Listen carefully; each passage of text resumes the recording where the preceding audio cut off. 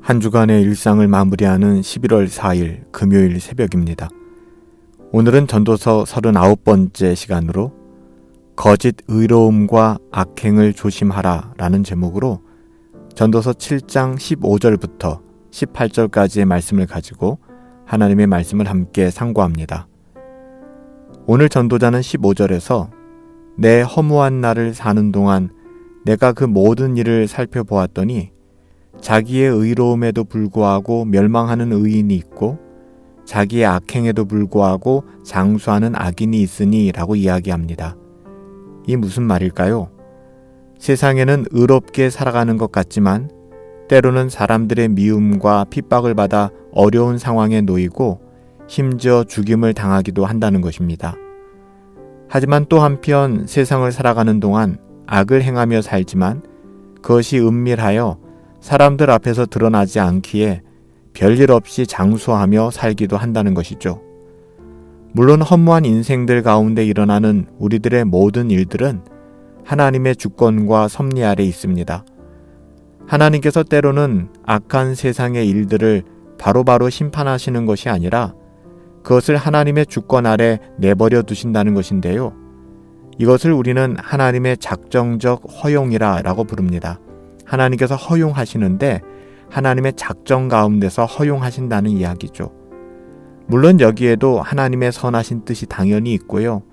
모든 것을 합력하여 선을 이루시는 하나님의 섭리가 묻어 있다는 것이죠. 다만 이 땅을 살아가는 어리석은 우리들의 눈에는 하나님의 뜻이 선명하게 보이지 않을 뿐이고 그 뜻을 다 알 수 없기 때문에 이런 일 앞에 마주하게 되면 불안하고 답답해지는 거예요. 그러므로 전도자는 구체적으로 16절에서 지나치게 의인이 되지 말며 지나치게 지혜자도 되지 말라. 어찌하여 스스로 패망하게 하겠느냐라고 말씀하고 있어요. 이 말도 우리가 오해하기 쉬워요. 아, 그렇구나. 적당히 살아가야 하는구나. 모난 돌이 정 맞는다고 튀지 말고 뭐든 적당히 하며 살라는 말씀이구나. 이렇게 생각해서는 안 돼요.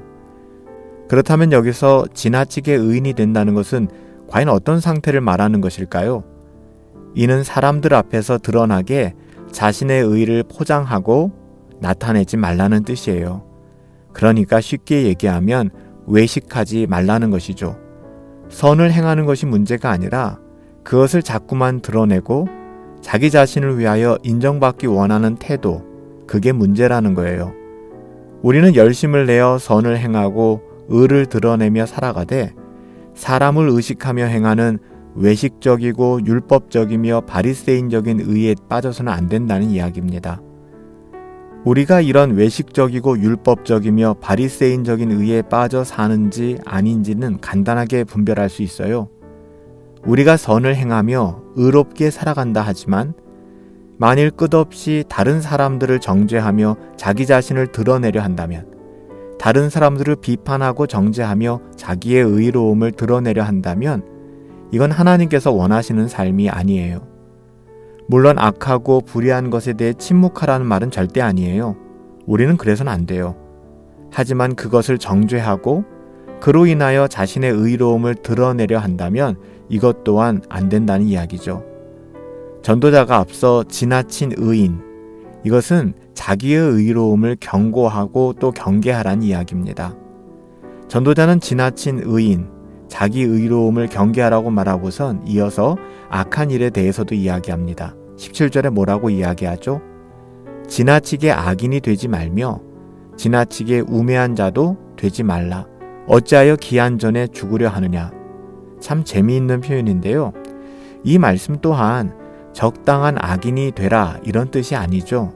앞에 말씀하고 비슷한 이야기예요.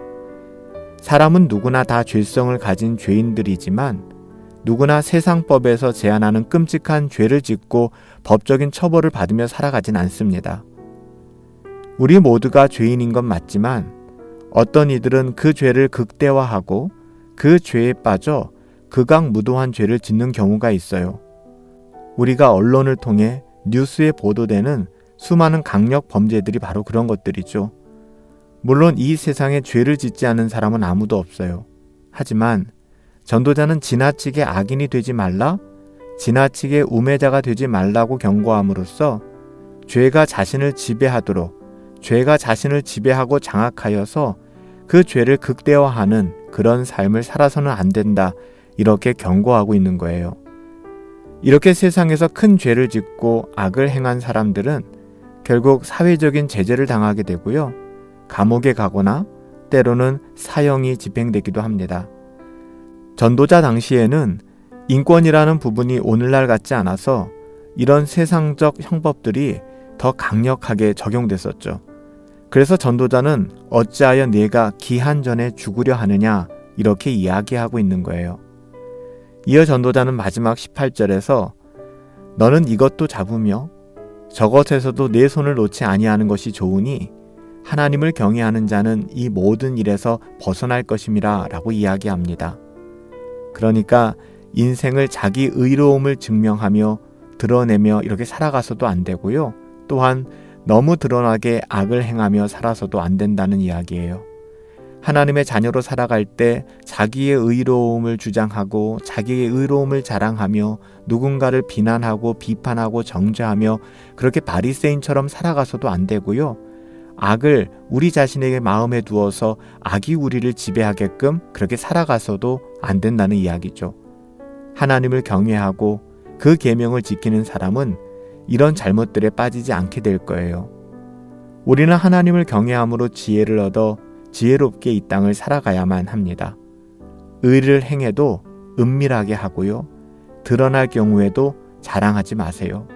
스스로 높아진 마음으로 남을 정죄하며 살아간다면 이건 정말 위험한 일이에요. 물론 드러나게 악을 행하는 건 더더욱 안 되는 거 너무 당연한 일이죠. 오늘 전도자의 이야기처럼 지나치게 자신의 어떠함을 도모하기보다는 하나님의 은혜 안에 살아갈 수 있었으면 좋겠습니다.